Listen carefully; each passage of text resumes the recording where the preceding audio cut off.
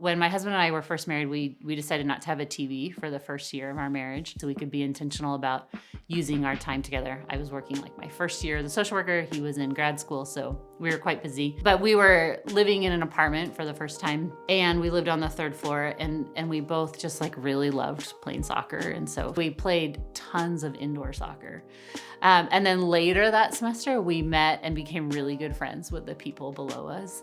And they just gave us like lists and lists and lists of all the things that they when we would play soccer, it would be terrible in their apartment. And so they just tried to come up with like all the things that they thought like we could possibly be doing to make that much noise. So we were like terrible upstairs neighbors for a while, but it was a way that we used our time. And we stopped playing once we met them, and they were like, "Y'all are so loud, what are you doing?"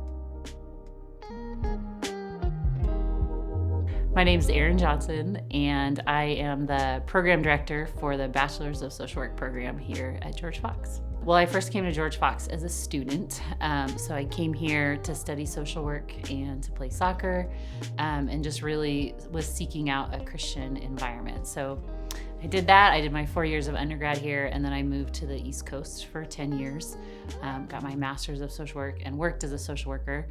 And then when we were moving back to Oregon, I called actually one of my old professors to say, like what are good organizations in the area to work at as a social worker? And she said like, "Hey, you want to teach for us?" And I said, "Sure, I'd love to."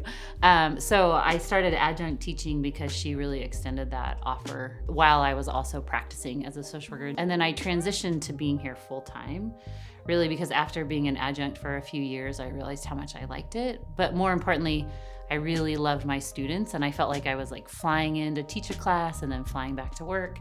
And I didn't really have a lot of opportunity outside of class to connect with students. And so when a full-time position became open in the College of Social Work, I applied for it and moved into teaching full-time.